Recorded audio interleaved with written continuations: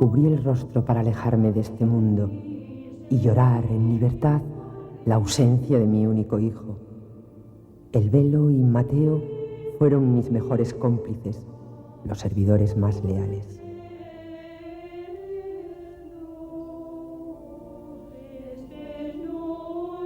Nací mujer en una sociedad hecha para el hombre y goberné, al parecer, como un varón.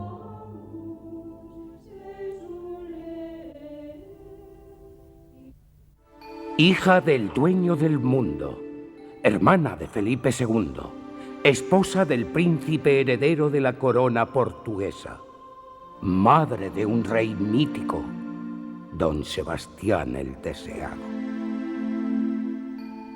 Obedecer las órdenes de su padre, servir a los intereses de la Casa de Austria, gobernar Castilla, le costó separarse de su único hijo, un recién nacido que apenas había cumplido los 3 meses de edad. Jamás volvería a verlo. Fue regente porque Felipe II, todavía príncipe, se trasladó a Inglaterra para casarse con la reina, María Tudor, y sobre todo, porque al emperador no le apeteció, como era su obligación, gobernar los reinos peninsulares durante la ausencia de su hijo. Carlos V, cansado de la aventura imperial, solo deseaba la paz de Yuste. A ella le tocó mandar en un complejo y comprometido periodo del siglo XVI.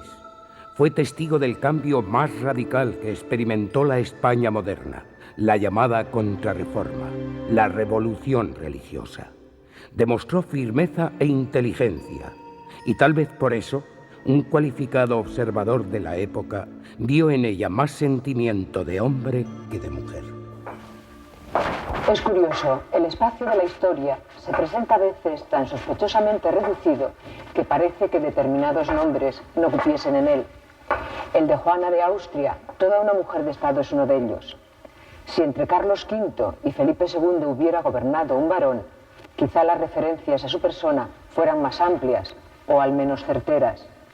Pero un velo de silencio envolvió la figura de doña Juana, a pesar de haber sido princesa de Portugal, casi reina.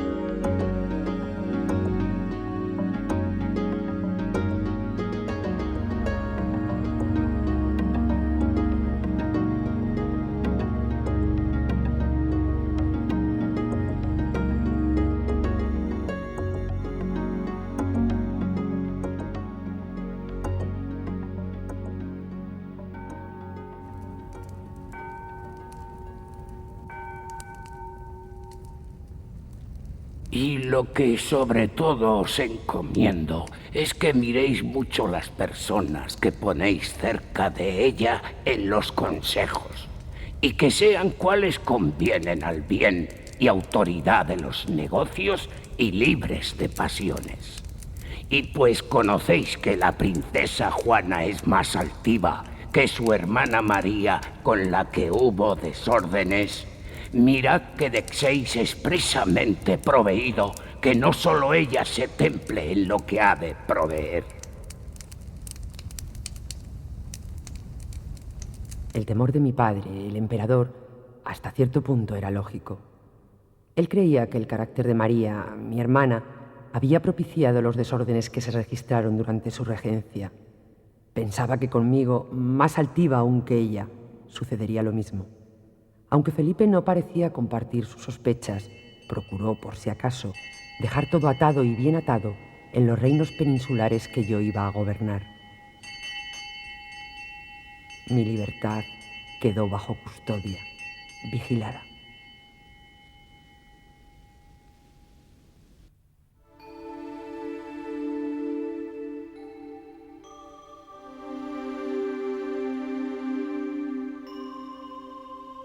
El príncipe Felipe se ocupó personalmente de designar a los hombres y mujeres que compondrían la nueva corte de su hermana, la corte que iba a gobernar Castilla. En esa operación política de largo alcance, nada podía quedar fuera de control. Después de todo, Felipe había sido muy bien advertido por su padre. Con Juana era necesario extremar las precauciones. Mujer. Y además altiva. Cuando llegó a Castilla, desgarrada por la pérdida de su hijo, todo, hasta sus amigos, estaba decidido. Señalo al presidente del Consejo y arzobispo de Sevilla cuando estuviese presente, y al marqués de Monteja, y a don Antonio Rojas y don García Toledo y Juan Vázquez, o cuando se traten negocios de la corona de Castilla, se halle presente el licenciado Tarola, el príncipe Felipe. Qué pronto había cambiado el destino de Juana. 3 meses antes, princesa de Portugal, reina inminente. Ahora, regente de España. La muerte súbita de su marido, el príncipe don Juan, la devolvía a su lugar de origen, Castilla, y todo cuando parecía que quería quedarse en Lisboa al lado de su hijo, un niño que nació huérfano de padre para ser rey. Pero la separación del pequeño se presentó como un hecho inevitable. Sebastián, el recién nacido, pertenecía a la corona portuguesa y ella, una vez viuda, a la castellana. Se tiene que ir. Solo un consuelo en mitad de la tragedia. Del cuidado del niño se encargará su suegra y a la vez tía, la reina Catalina. Podremos nosotros liberarnos de los clichés, de las imágenes de la historia, y podremos decir que se sentía triste o no. Bueno, esta gente, desde luego, funcionan no tanto como personas, funcionan como piezas de un juego político de Europa. Y es muy difícil imaginar por las fuentes que tenemos, que son fuentes oficiales, raramente tenemos testimonios personales, y cuando los tenemos muchas veces también son mediatizados para fines diplomáticos y políticos. Es muy difícil acercarnos del íntimo de esta gente. Sí, Juana pasó un poco tiempo en Portugal, pero tenía gente de su familia, desde luego, tenía Catalina. ¿Cómo serían las relaciones entre ellas? Quizás no muy buenas. Quizás tendencialmente conflictivas, porque las dos estaban en el primer plano de la escena política, pero se sentiría muy mal. Es difícil decirlo. De hecho, estuve muy poco tiempo en Portugal y se fue. ¿Por qué se fue? Juana, antes que mujer o madre, era, igual que su familia, una pieza más al servicio del emperador. Con el mismo espíritu de obediencia que aceptó el matrimonio impuesto por su padre, cumplirá la orden de regreso a Valladolid.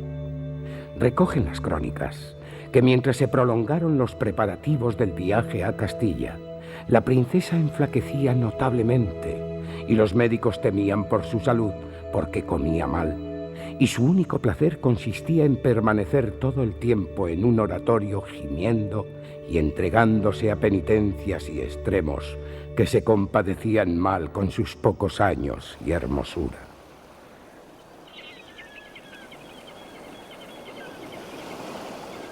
Y despidióse de doña Catalina y de su hijo, a quienes, por el dolor que mostraba, parecía que nunca más tornaría a ver, siendo cosa de admirar los llantos de las 2 damas y de todo el pueblo.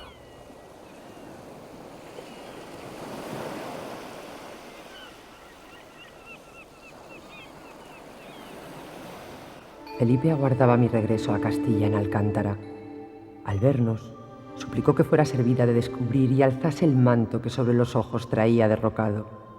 Dudé, pero por ser el príncipe y hermano, atendí la solicitud. Cuando descubrió las lágrimas vivas que bañaban mis ojos, entendió aquel empeño. Trató, durante los 5 días que estuvimos juntos, de aliviar el pesar con palabras cariñosas y de gran consuelo. recordamos nuestra niñez y me mostró permanente afecto.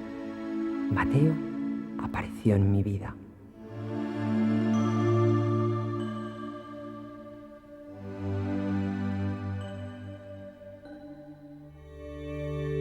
Juana, la más pequeña de los hijos supervivientes de Carlos I de España y V de Alemania e Isabel de Portugal, nació en Madrid mientras su padre hacía la guerra en Túnez. A los 8 años había conseguido un perfecto dominio del latín, lengua imprescindible para acceder al conocimiento y enseñanza, por cierto, vedada a la mayoría de las mujeres. Era una niña y tañía varios instrumentos. En palacio gustaban de escuchar sus interpretaciones de música sacra y profana.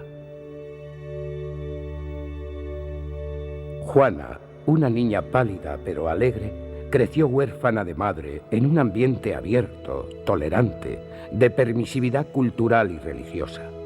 Es la España de Carlos V. Los reinos peninsulares estaban expuestos a las influencias que llegaban de todas partes, que provenían de la empresa multinacional que era el imperio, la Europa del humanismo. La infanta respira, como sus hermanos, aires de renovación espiritual. La religión, de acuerdo con las tendencias reformadoras que perduraban en los reinos hispánicos desde finales del siglo anterior, el XV, se aparta de formalismos y rigideces. Los cristianos se identifican con tendencias morales y místicas que los acercan sin intermediarios a Dios. En el futuro responderás de mi honor como mi verdadera esposa. Mi honor es el tuyo y el tuyo es el mío, le decía por aquel entonces Cristo a Teresa en un fluido y hermoso diálogo de amor sin barreras ni control alguno. Teresa se fugó místicamente con Dios hacia la libertad. Lo hizo en tiempos de Carlos V, en el alba de la modernidad. Doña Juana vivió, se integró en esa atmósfera humanista, en la misma religiosidad recogida que vio nacer a la Compañía de Jesús. Hasta el punto que mientras preparaba su ajuar para casarse, encargaba al librero de la corte le encuadernase en cuero negro y colorado 9 libros. Eran sus lecturas preferidas. Todos ellos fueron prohibidos a los católicos, y es que tiempos de signo muy distinto le esperaban a la regente. Hoy yo que me imagino que lo pasaría poco bien porque, claro, tuvo que enfrentarse con montones de cosas. Le tocó vivir un momento interesantísimo de la vida de España e incluso de la vida de toda Europa, que fue el tránsito del gobierno de Carlos V al gobierno de Felipe II. Hay un momento en el cual la familia de Carlos V, la familia de los Habsburgos, era una familia casi que gobernaba en cierto modo en comandita. Y cuando ya Carlos V se sintió viejo o se sintió gastado, entonces reunió a toda su familia en Augsburgo y allí se repartieron el imperio, que quedó Fernando con el imperio, y Felipe II quedó con los reinos de España y de América y de Italia. Conocí de niña el significado de la palabra austeridad. Mis primeros años de vida coincidieron con la penuria económica que comenzaba a padecer Castilla. Las clases más desfavorecidas comenzaban a estar, en verdad, asfixiadas por las cargas tributarias. Seguramente la austeridad que presidió nuestra infancia marcó mi personalidad. Nunca deseé nada material, vestidos, joyas. Sin embargo, no todas las cortes eran iguales. Jamás llegué a comprender el gusto que existía en Portugal por las porcelanas que llegaban de Oriente, las telas raras, aquel exotismo infrenable. Y mi padre quiso convertirme en reina. Así fue. 1552, enero. Nuevo intento de la Casa de Austria, del emperador, por conseguir la unión con la corona portuguesa. Juana se casó con el heredero de aquel reino. Lo hizo por poderes. 11 meses después conoció a su consorte y a la vez primo carnal. Él tenía 16 años, ella 17. El matrimonio, dieron fe los cronistas de la época, volvió huraña a la princesa.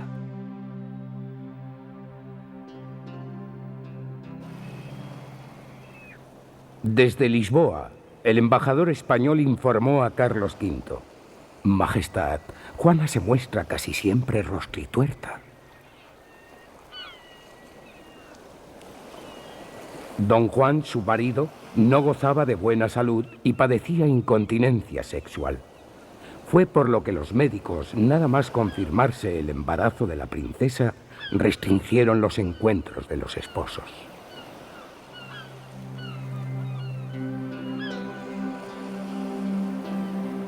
Una visita inesperada acabó con la tristeza de aquella Juana atormentada y arisca. Hasta Lisboa viajó Francisco de Borja, el hombre que en Castilla se ocupaba de su espíritu. La hija de Carlos V recibió de sus manos un regalo muy especial. Se trataba de la baraja piadosa que el padre Borja había creado para ella.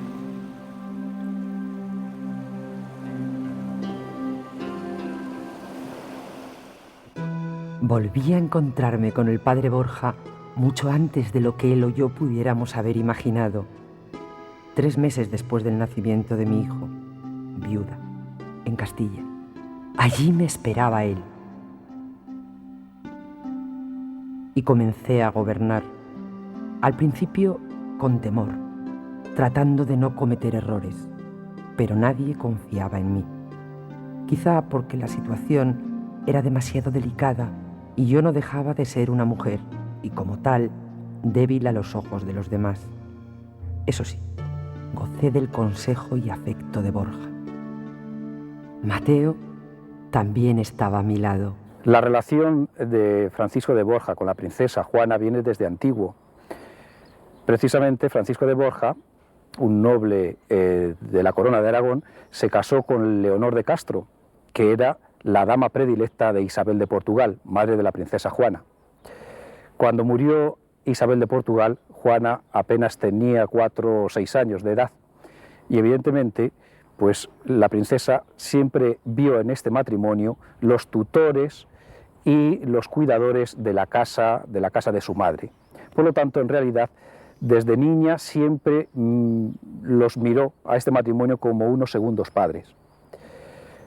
Andando el tiempo, Juana va a seguir precisamente la senda que Francisco de Borja va a iniciar en el sentido religioso.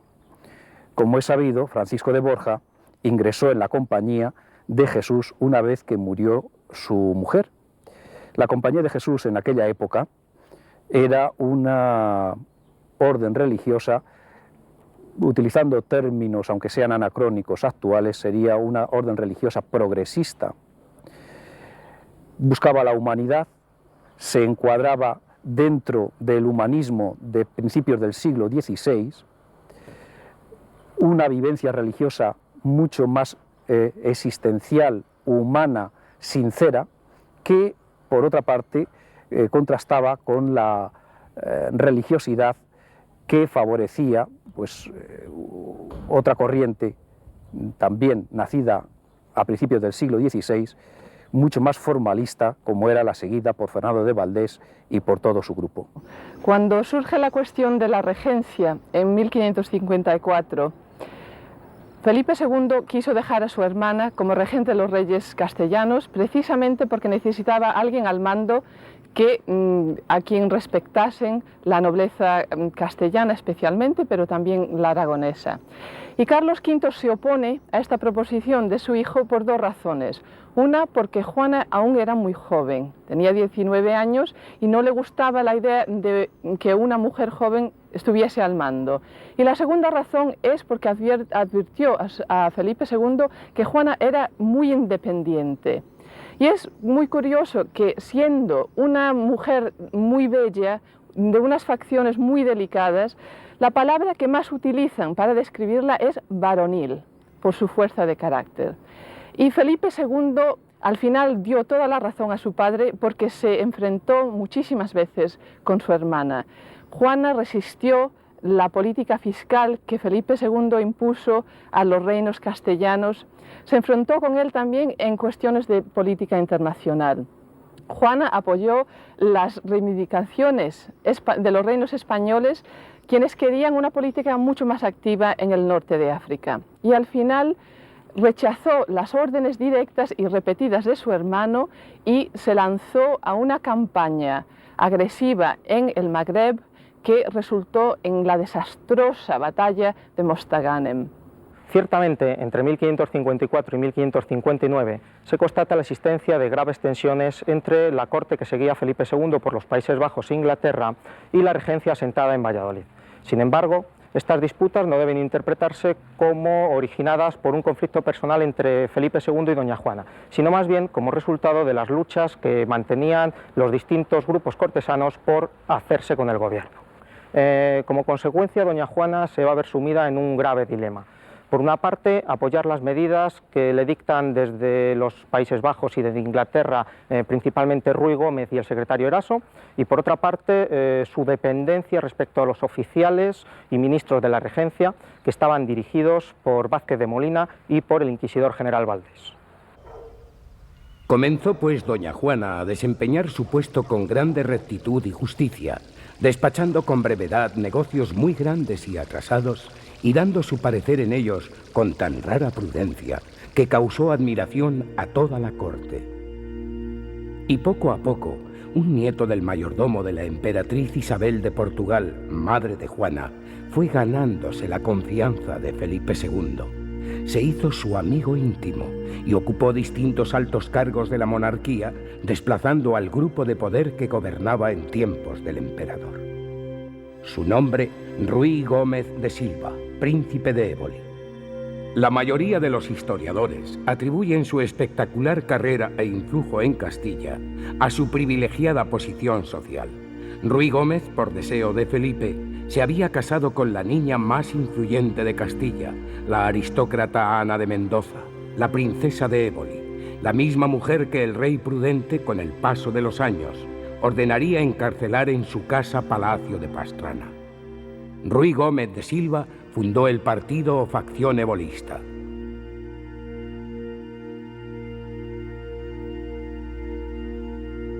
Entre las claves del éxito figuran capacidad, ambición y suerte. Pero hay algo más, algo que la historia ha guardado casi siempre en secreto. Yo protegí a Ruy Gómez de Silva. Yo fui testigo de la aspiración de los servidores portugueses de mi madre por formar un partido político, facción que sin reservas apoyé. Con nosotros, Borja, mi confesor y guía espiritual. Pero nuestros objetivos no fueron bien entendidos. Todo se complicó y agravó por momentos.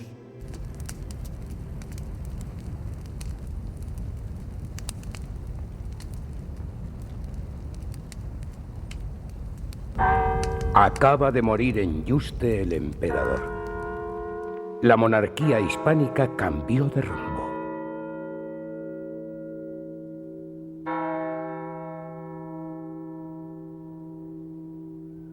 La situación para Juana era muy peligrosa. La Inquisición va a aprovechar el momento para recuperar el poder perdido y acercarse a un rey que pretendía alejar de la corte al inquisidor general, a Fernando de Valdés Salas. La Suprema actuará con renovada energía.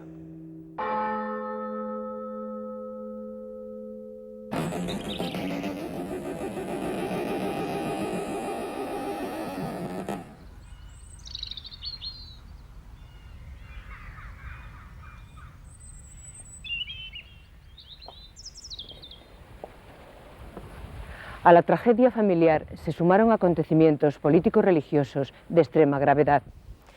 Luteranos viviendo en el corazón de los reinos hispánicos, en Valladolid y Sevilla. Estudiantes españoles que en Lovaina se aproximaban al luteranismo. Muy pronto se habló de contaminación herética y con la misma rapidez la intransigencia se convirtió en arma y la religión en razón de Estado. La monarquía y doña Juana se preparaban para dar un giro de 180 grados. Herejes porque en el Ave María no dicen más que hasta Jesús y quitan. Santa María, Virgo Mater Dei, ora pro nobis miseris peccatoribus. Amén. Amén. Herejes por hacer confesión mental a solo Dios, con el Espíritu, y no a frailes ni clérigos, que decían eran idiotas. Y por esta confesión se salvaban y no de otra manera. herejes al decir que el Papa no tenía poder para descomulgar y que no le dio Dios poder alguno, sino declaración del Evangelio, y que esta declaración le hicieran a su provecho y no como Dios mandó, y no como Dios mandó, y declaró.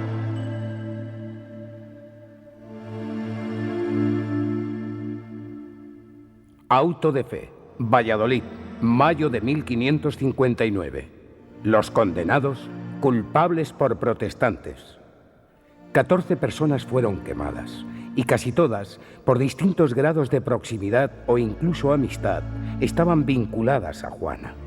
A ella le tocó además presidir el auto de fe de la Santa Inquisición. La hija de Carlos V soportó con el rostro destapado las 11 horas que duró aquel auto. Al parecer hubo un momento en el que ya no aguantó más. Abandoné el estrado cuando ya no pude ocultar las lágrimas. Si las mujeres hubieran formado parte de los tribunales inquisitoriales, a los jueces no les resultarían extrañas las lágrimas, sin lugar a dudas expresión de una sensibilidad herida y nunca signo de debilidad femenina. Ellos, aunque no siempre, también lloran.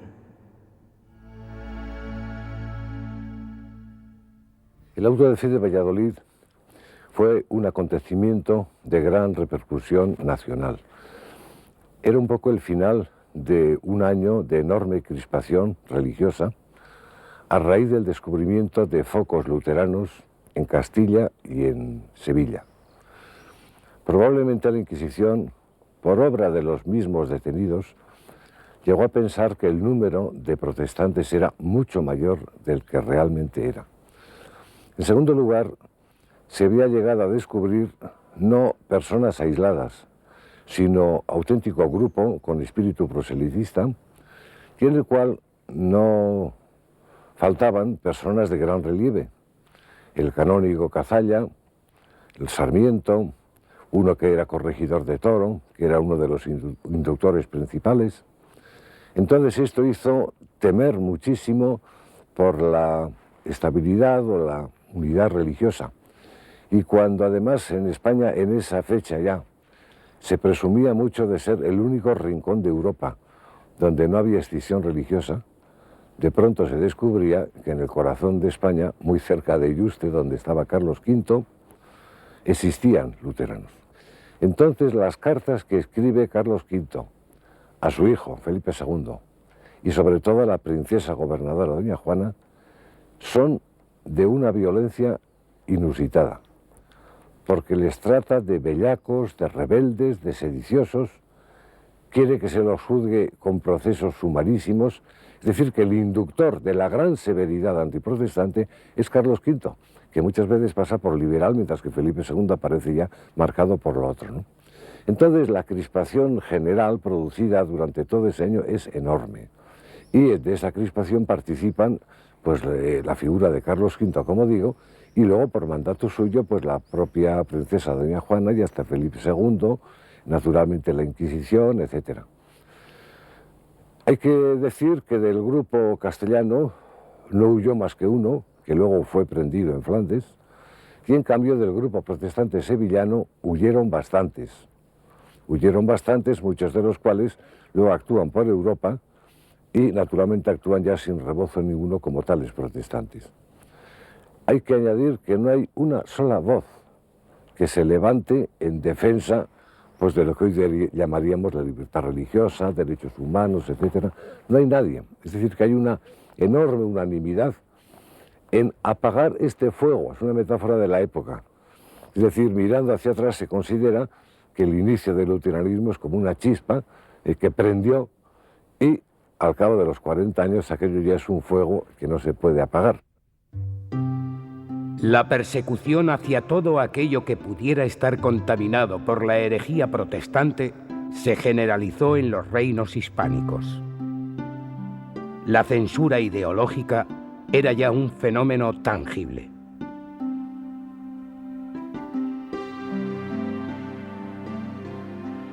En nuestros reinos se aplicó una política de mano dura acorde con los vientos herejes que arreciaban en la península. y aunque parece que solo en la monarquía hispana se hubiera estrechado el cerco, la vigilancia, la defensa de la fe, ocurrió en todas partes. En Europa, los príncipes hacían lo propio para instaurar los principios religiosos que se adecuaban a su política.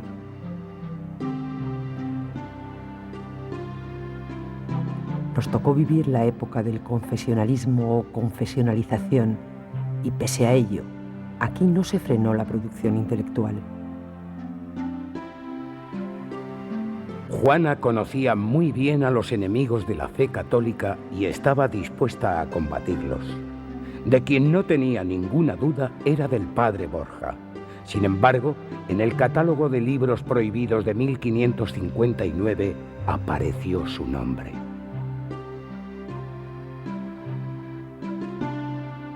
Oración de la emparedada. Obras del cristiano por don Francisco de Borja. Querella de la paz de Erasmo en romance. A Francisco de Borja, además, la Inquisición lo involucró en el oscuro caso del obispo Carranza, hombre que había gozado de la máxima confianza de Felipe II. La Inquisición fue implacable con el amigo personal del rey.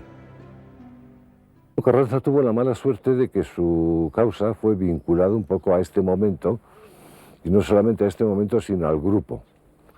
Entonces hay varios de los procesados que hacen aflorar su nombre y naturalmente el inquisidor general, muy poco amigo de Carranza, más bien enemigo suyo, se va a aprovechar de todos estos indicios, todas estas menciones del nombre de Carranza por los procesados para presentarlo un poco como el cabeza de todo o el centro oculto, larvado de este fenómeno que se ha producido.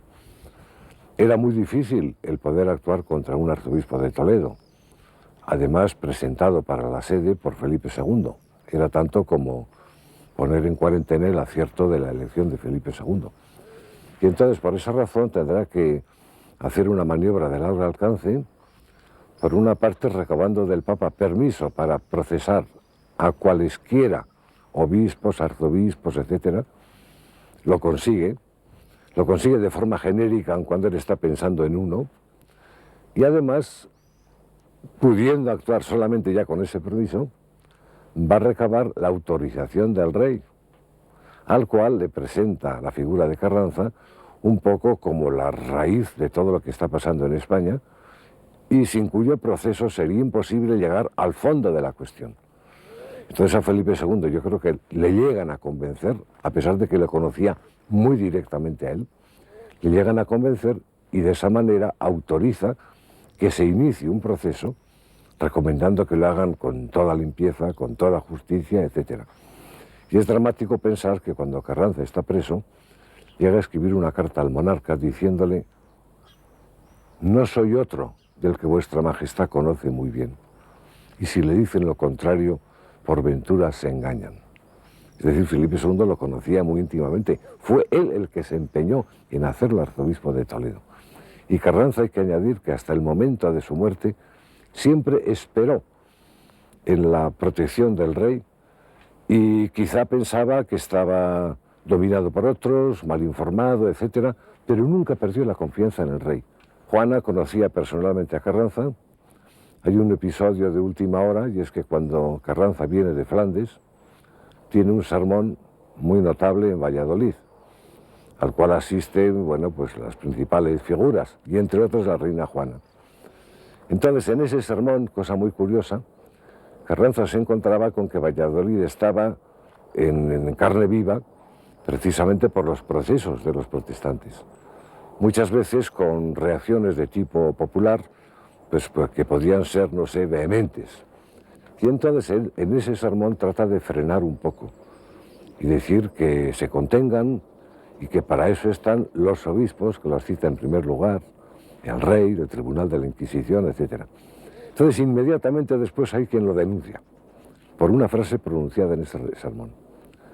Curiosamente, la princesa doña Juana es invocada como testigo por Carranza de lo que él dijo en aquel sermón y acude a la llamada de la Inquisición y declara que ella estuvo presente en aquel sermón y que no oyó nada que le llamase la atención o que le provocase, sino todo lo contrario. Entonces hay otro pequeño episodio de la princesa doña Juana, y es que cuando Valdés, con autorización del rey y del papa, quería procesar, ya quería encarcelar a Carranza, para hacerlo con la máxima discreción, intenta atraerlo a Valladolid. Y para eso fuerza a la princesa doña Juana a que le escriba un billete, una carta, de su puño y letra, por cierto, donde le dice que, enterada de que el rey ya va a llegar de un momento a otro desde Flandes a España, pues cumple mucho a mi servicio, que vengáis a Valladolid, etcétera, etcétera. Es decir, es una llamada a la corte. Curiosamente, otro amigo cortesano, que era el Ruy Gómez de Silva, le manda aviso a Carranza diciéndole: es una trampa, no venga. Es una llamada para cogerle preso en Valladolid. Y entonces Carranza, sabedor de esto, se va entreteniendo unos días más en Alcalá de Henares, de donde era señor, estaba haciendo la visita pastoral. Pero cuando Valdés se da cuenta de que el rey está a punto de llegar y de que puede darse una entrevista entre el arzobispo de Toledo y el rey, que acaso habría dado un revolcón a todo el planteamiento de problemas, es entonces cuando ya pierde todos los estribos y manda que se le coja preso donde quiera que esté. Lo peor estaba aún por venir. Juana fue acusada de mantener relaciones ilícitas con Francisco de Borja. Nadie creyó semejante injuria, y menos cuando la princesa se había identificado ya con la ortodoxia oficial. Pero la noticia se extendió como reguero de pólvora por la corte. De un solo golpe quedaba dañada la imagen de Juana y Borja, mancillado su honor.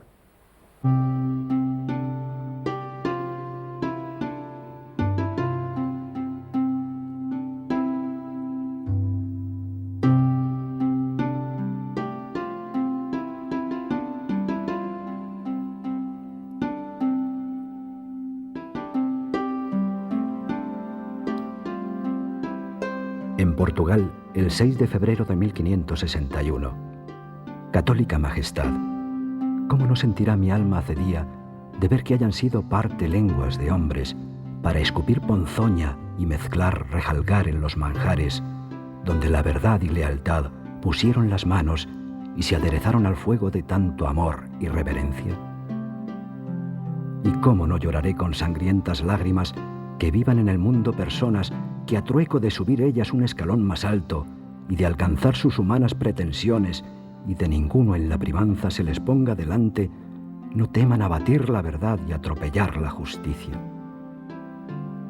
Digo que nunca me temí ni imaginé que hombres a quien jamás ofendí, antes les hice buenas obras, como ellos saben, pudiesen acabar consigo, que para desviarme a mí de cabe vuestra majestad, artificiasen tales invenciones. Si no pretendían más que ausentarme de la corte, más breve y más barato lo hubieran negociado conmigo. Cuánta bajeza, cuánta envidia. Jamás perdonaron que gobernara una mujer. Borja tuvo que huir a Portugal para no ser apresado y luego emprender camino a Roma. Y yo, aquí. El general de la compañía, Laínez, se vio obligado a enviar desde Italia al padre Nadal para que fijase con toda claridad la postura de los jesuitas hispanos. Pretendieron desacreditarnos sirviéndose de la mentira, pero a Dios gracias, hubo jueces justos. Esto era evidente. Tales sospechas carecían de fundamento. San Francisco de Borja fue el tercer general de la Compañía de Jesús.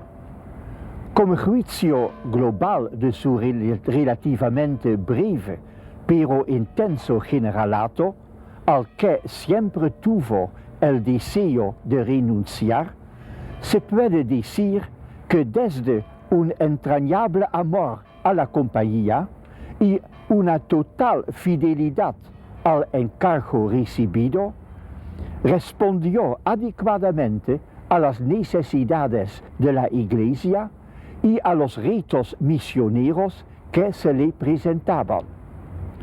Contribuyó así al paso de la compañía de la fase más carismática de sus comienzos a una situación más objetiva e institucionalizada, plenamente inspirada en las intuiciones originales de Maestro Ignacio y sus primeros compañeros. Solo el silencio de la clausura me permitía libertad para pensar o creer. Esta era mi casa. Aquí vivía con Mateo, en el convento que fundé para dejar testimonio de mi devoción a la doctrina del Padre Borja. Sin embargo, aún no era tiempo de reposo para el alma. El rey solicitó de nuevo mi colaboración y estaba obligada a prestársela, máxime cuando acababa de llegar y se disponía a tomar las riendas del reino. Doña Juana asiste en Toledo a la primera sesión de Cortes que Felipe II convoca y preside desde su vuelta a Castilla. En aquel solemne acto, el rey prudente recibe a su tercera esposa, Isabel de Valois.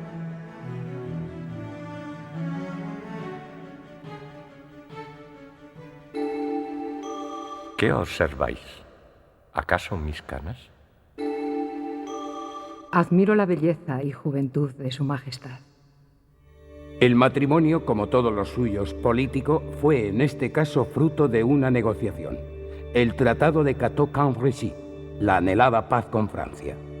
Curiosamente, Isabel fue la mujer a la que más amó el soberano. La nueva reina despertó la admiración de la familia real hispana.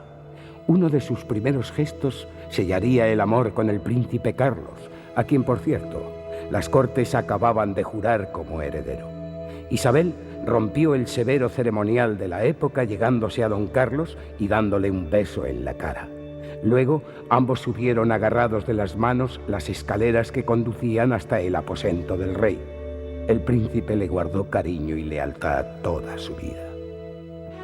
Juana fue también amiga inseparable de Isabel. Juntas cazaban, paseaban. La amistad que la reina ofreció a Juana, aunque con el tiempo sincera, nació del interés y recomendaciones que la soberana francesa hizo a su hija en esa dirección. Catalina tuvo un especial interés en la princesa, a quien incluso pensó en casar con el heredero de la corona gala. Pero había otros pretendientes, entre ellos Carlos el heredero, el hijo de Felipe.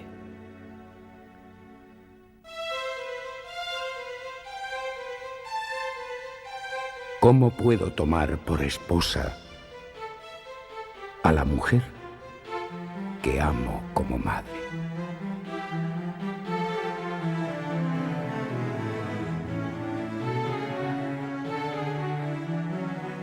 Felipe II pretendía casar al joven y alocado príncipe con su prudente tía, pero a don Carlos le pareció repugnante el simple hecho de pensar en la alianza con doña Juana.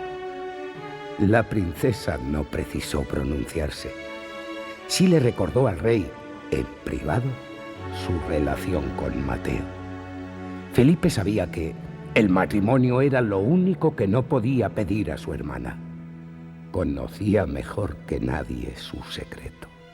Juana podía haberse casado con muchos príncipes. La piden 2 príncipes italianos, la piden príncipes alemanes, también surge la propuesta de casarla con el príncipe Carlos, que era algo que querían los reinos castellanos, por lo menos. Pero Juana no quería volver a casarse y entonces puso como condición principal, cuando accedió a dejar el reino de Portugal, dejando a su hijo de pocas semanas, que fue algo durísimo para ella, que nunca volvió a ver a su hijo, la condición que le impuso a Felipe II es que no la volvería a casar si ella no quería. Y ella se negó a partir de ese momento a casarse con nadie. Nunca quiso volver a casarse, nunca quiso volver a marcharse de estos reinos. La armonía de los dos Austrias va a sufrir una gravísima crisis. Y esta vez Juana no pudo perdonar al rey. Felipe ordenó el arresto de su propio hijo, el príncipe Carlos, el sobrino, amigo y tal vez hijo adoptivo de Juana. El heredero estaba acusado de un delito de conspiración y alianza con los rebeldes holandeses. El monarca se negó a hablar del episodio y solo con un escueto comunicado justificó el suceso. Para el servicio de nuestro Señor y para el bien público. Carlos muere después de 6 meses de huelgas de hambre, confinado, solo. Algunos acusaron al rey de asesinato. No fue el de Carlos el único cortejo fúnebre que pasó delante de nuestros ojos en aquel fatídico año de 1568. Isabel de Valois, la reina, mi amiga entrañable, murió en otoño.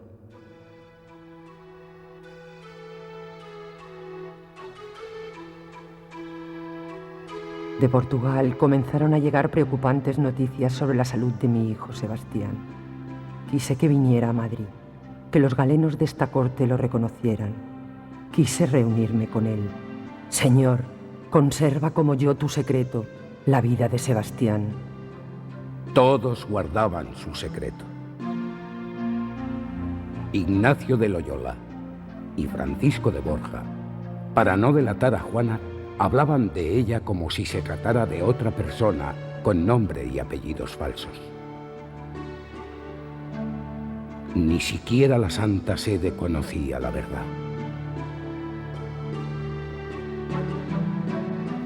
Sí, el hecho de que Juana mantuviese en secreto esta situación suya de pertenencia a la Compañía de Jesús obedecía a unas razones coyunturales y a otras razones más importantes, y es que pocos años antes se había verificado la experiencia de la pertenencia de algunas mujeres a la Compañía que habían conocido a Ignacio en Barcelona, que terminó mal, la experiencia terminó mal y se tomó la decisión de no continuar por ese camino.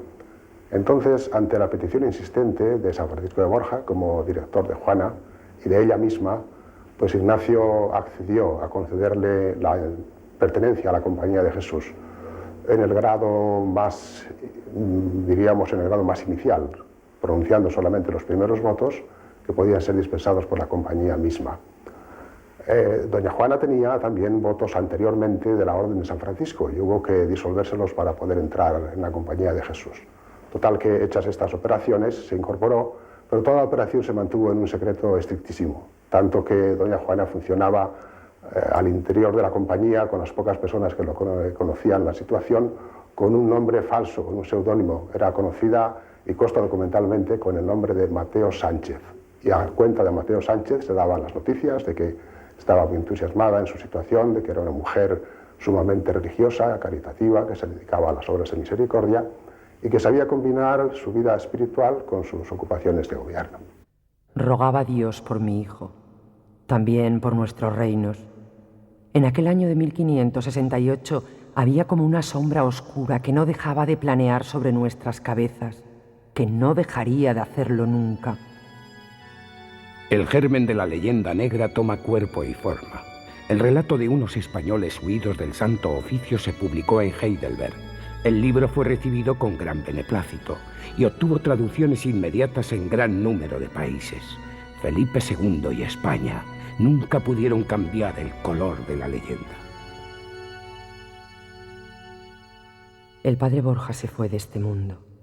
Espero, muy pronto, seguir sus pasos, reunirme con él y con Dios, y algún día abrazar el alma de mi hijo Sebastián. La vida está ya en otra parte, a tu lado, Señor.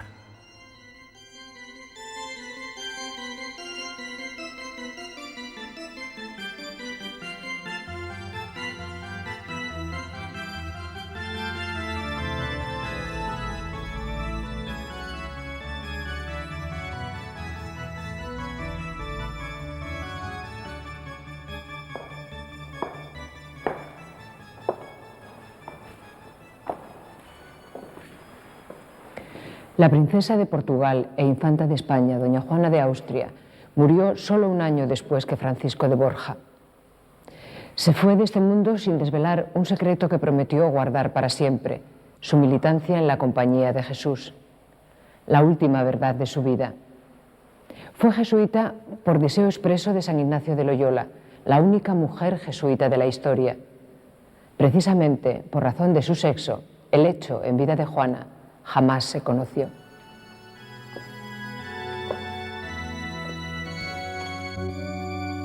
Doña Juana de Austria. Mateo Sánchez entre los jesuitas Murió el 8 de septiembre de 1573 en Madrid.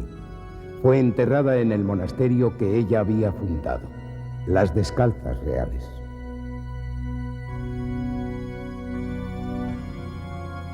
Años más tarde, su hermano, el rey Felipe II, fue coronado rey de Portugal. Era el último servicio de doña Juana a la Casa de Austria.